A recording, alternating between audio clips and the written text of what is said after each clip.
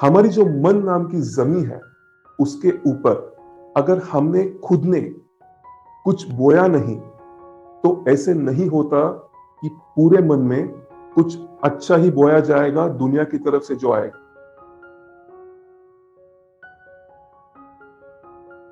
लेकिन major issue यह है कि अंदर जंगली घास होने की वजह से मन की 90% जो जमीन है वो फर्टाइल लैंड होने के बावजूद भी हम इस्तेमाल नहीं कर सकते।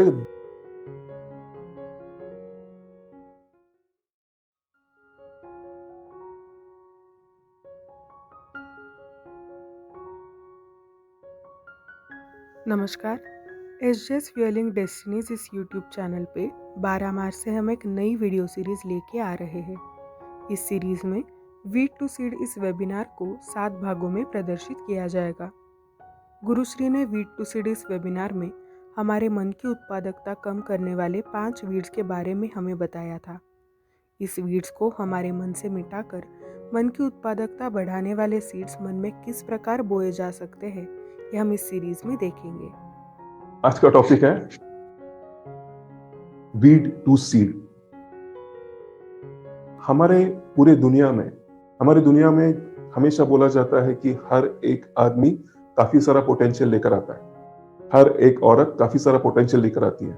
लेकिन पोटेंशियल लेकर आती है, लेकिन पोटेंशियल का मतलब अभी तक उसका इस्तेमाल नहीं हुआ, तभी तो उसे पोटेंशियल कहा जाता है। इस्तेमाल होने के बाद उसे पोटेंशियल नहीं कहा जा सकता क्योंकि वो अभी ऑलरेडी वेलोसिटी में है, ऑलरेडी मोशन में है, तो वो पोटेंशियल नहीं बचा।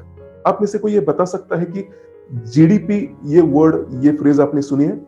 जीडीपी सुना है? जीडीपी ऊपर आया, जीडीपी नीचे आया, ये अगर आपने बात सुनी है तो ग्रॉस डोमेस्टिक प्रोडक्ट, प्रोडक्ट ऊपर आया, प्रोडक्ट नीचे आया, ऐसा भी कह सकते हो, या ग्रॉस डोमेस्टिक प्रोडक्टिविटी, जो प्रोडक्ट प्रोड्यूस करने की जो उसकी एबिलिटी है, वो प्रोडक्टिविटी करने की क्षमता जो है वो ऊपर गई किसी देश की और या नीचे आई किसी प्रदेश की। इसको कहते हैं जीडीपी। जीडीपी ऊपर जाना बेहतर माना जाता है, अच्छा माना जाता है, नीचे आना ज्यादा अच्छा माना नहीं जाता ग्लोबली। अगर हमें नेशन की प्रोडक्टिविटी नापनी है तो हमें ग्रॉस मतलब पूरे नेशन की, डोमेस्टिक मतलब उस ज्योग्राफिकल लोकेशन की प्रोडक्ट प्रोड्यूस करने की प्रोडक्टिविटी नापनी है, तो हमें शुरुआत कहां से करनी चाहिए? नेशन की प्रोडक्टिविटी कैसे बढ़ेगी? अगर नेशन की प्रोडक्टिविटी बढ़ानी है तो नेशन के उस ज्योग्राफिकल लोकेशन के इंडिविजुअल की प्रोडक्टिविटी बढ़ानी होगी, जिसका सम टोटल कुल मिला के उसकी जो पूरी टोटल आएगी उसकी वजह से टोटल ज्योग्राफिकल लोकेशन की प्रोडक्टिविटी ज्यादा दिखाई देगी। अब मैं ये आपको बात कहने जा रहा हूं कि वो प्रोडक्टिविटी बढ़ ना पाने का काफी हद तक जो रीजन है वो है खेत परिवार, वो है खत परिवार, वो है जंगली घास, वो है वीड। हम सब पूरी तरह एक इस तरह की मानसिकता लेकर जी रहे हैं, जो मानसिकता हमने अभी तक ये सोचा ही नहीं कि उसमें से कौन सी मानसिकता हमने खुद ने पाली है और कौन सी मानसिकता हमें दी गई है। क्यों ये कह सकता हूं? क्योंकि जितना मन में दुनिया के प्रति हमारा जो गुस्सा है वो सबसे ज्यादा बड़ा कारण है जंगली घास हमारे मन के अंदर फैलाने का। हमारी जो मन नाम की जमीन है उसके ऊपर अगर हमने खुद ने कुछ बोया नहीं तो ऐसे नहीं होता कि पूरे मन में कुछ अच्छा ही बोया जाएगा दुनिया की तरफ से जो आएगा। हमारे मन में दो ही विकल्प है। पहला विकल्प, कुछ आप खुद बोया करो, नहीं तो वो मन नाम की जमीन खुली छोड़ने के बाद जंगली घास अपने आप आएगी जो दुनिया आपको देती रहेगी। बाहर से 5 सेंसेस से जो इंफॉर्मेशन आएगी उस क्वालिटी की घास उगती रहेगी। मैं ये क्यों कह रहा हूं कि अगर हमने एक सोच आज पकड़ी, हमारे लिए लगता है कि ये एक ही सोच है, इसीलिए मन नाम की जमीन के ऊपर उसने एक ही कोना ऑक्यूपाई करके रखा है। लेकिन मैं आपको एक बात पूछना चाहता हूं, अगर आपने एक टेबल, उसी तरह दूसरा टेबल, सेम टेबल, उसी तरह तीसरा टेबल, सेम टेबल, उसी तरह चौथा टेबल आपने अमेज़न से मंगवाते रहे और घर पे डिलीवरी आप लेते रहे, तो सेम टेबल है, इसका मतलब वो एक ही कोने पे सब टेबल बैठ सकेंगे। अगर 100 टेबल्स है, उसे अलग अलग जगह लगती है, राइट? ठीक उसी तरह हमने एक सोच आज सोची, कल वापस वही सोच सोची, परसों वापस वही सोच सोची। इसका मतलब ये बिल्कुल नहीं है कि एक ही कोने पर एक ही सोच के जगह पे इतनी सारी दिन की गई सोच सेम क्यों ना हो, उसी जगह पे बैठेगी। नहीं, वो अलग से जगह ऑक्यूपाई करेगी। उसे मैं कहता हूं जंगली घास।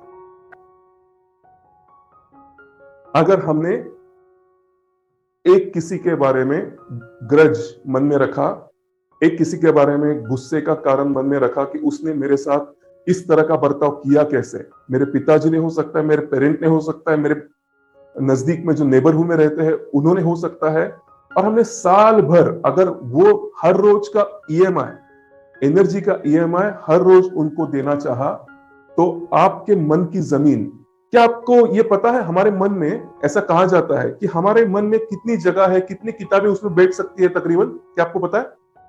अगर 200 पेजेस की एक किताब है तो हमारे मन में कितनी जगह है, हमारे दिमाग में कितनी जगह है, कितनी किताबों की इंफॉर्मेशन अंदर बैठ सकती है? क्या आपको अंदाजा है कितनी जीबी का डाटा बैठेगा हमारे दिमाग के अंदर? 5 करोड़। हमारे अंदर कितना डाटा बैठ सकता है? 5 करोड़ जीबी में। अगर इमेजिन करो 5 करोड़ जीबी की यूएसबी अगर हम खरीदते हैं तो उसमें कितना डाटा फिट कर सकते हैं? उतना डाटा हमारा मन की कैपेसिटी है। उसमें से भी आइंस्टाइन कहता है कि 1% हम यूज कर रहे हैं या 5% हम यूज कर रहे हैं, लेकिन कैपेसिटी 5 करोड़ जीबी की है।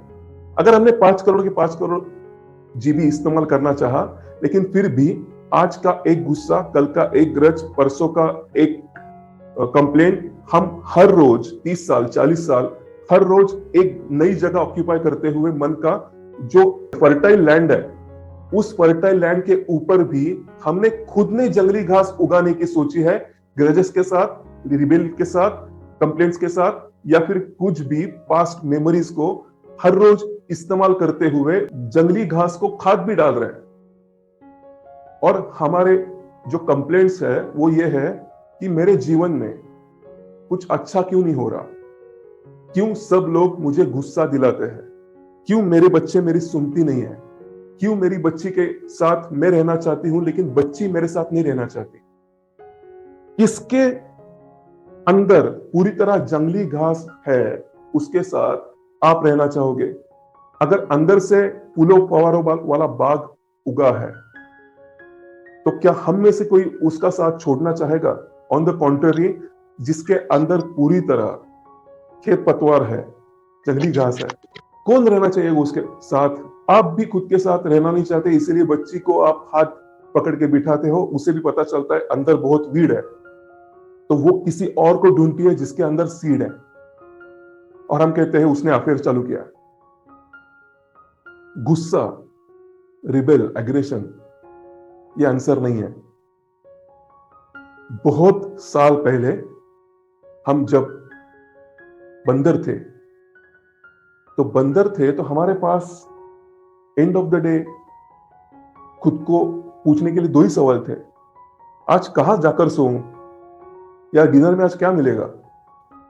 लेकिन शुक्र मनाओ कि हमें आज ये सवाल पूछने की नौबत नहीं आ रही है, क्योंकि बीच में जो इवोल्यूशन हुआ है वो इवोल्यूशन हमारे फेवर में होना चाहिए था, लेकिन हमारे फेवर में होते हुए दिख नहीं रहा। दिख क्यों नहीं रहा? क्योंकि जब इवोल्यूशन हो रहा था, बंदर से आदमी, आदमी से अच्छा आदमी, अच्छा आदमी से कंफर्टेबल आदमी, कंफर्टेबल आदमी से टेक्नोसेवी आदमी, अब टेक्नोसेवी आदमी से आगे, जहां तक हमारी दुनिया हम लेकर जाएंगे वहां जाएगी। लेकिन मेजर इशू यह है कि अंदर जंगली घास होने की वजह से मन की 90% जो जमीन है वो फर्टाइल लैंड होने के बावजूद भी हम इस्तेमाल नहीं कर सकते। 10% हमारे अंदर जो इंग्रेडिएंट है वही बची है, और उसी के साथ हम क्रिएटिवली कुछ प्रॉब्लम सॉल्व करते हैं, उसी के साथ हम रिलेशनशिप में जो कुछ इनपुट देना है, जो कुछ इन्वेस्ट करना है वो करते हैं, उसी के साथ हम पढ़ाई करते हैं, उसी के साथ हम डेली एक्सरसाइज के लिए जो एनर्जी लगती है वो उसी 10% से मांगते हैं। क्योंकि 90% जो बची हुई जमीन है वो अभी इस्तेमाल के बाहर है, वहां पे किसी और ने कब्जा कर लिया है, और वो कब्जा किसी ऐसे ने नहीं किया जो हमारी मदद कर रहा है, वो ऐसे ने किया जो 10% जमीन की भी एनर्जी सींच रहा है, खींच रहा है। No wonder at 4 o'clock of any given point of the day, not at 4 o'clock, sometimes it happens that at 2 o'clock in the afternoon we feel like I need to go and sleep because I'm not able to work anymore. Sometimes it happens at 2 o'clock in the afternoon, 6 o'clock in the evening, but it is surely not the regular time for us to sleep, to go to bed. Still we feel tired. What's happening? Weed is increasing. हमारा happiness ये default emotion है। मैं happiness के बारे में एक secret बताना चाहता हूं। आपको अगर हैप्पीनेस चाहिए तो हैप्पीनेस के पीछे नहीं जाना है, हमें मेंटल पीस के पीछे जाना है। मेंटल पीस ये पोटेंशियल हैप्पीनेस है, और हैप्पीनेस ये मोशन में मेंटल पीस है, वेलोसिटी में मेंटल पीस है। मैं दोहराना चाहता हूं, हैप्पीनेस के पीछे कभी नहीं जाना, जो आपको मेंटल पीस देगा उसके पीछे जाना है। और मेंटल पीस के पीछे क्यों जाना है? क्योंकि मेंटल पीस ये हैप्पीनेस का दूसरा अंग है। अगर हमने हैप्पीनेस को एक जगह पे स्टैचू किया तो स्टैचू होने वाला हैप्पीनेस है मेंटल पीस। स्टैचू हमने छोड़ दिया, गो कहां? तो वेलोसिटी में, मोशन में पीस है, वो है हैप्पीनेस।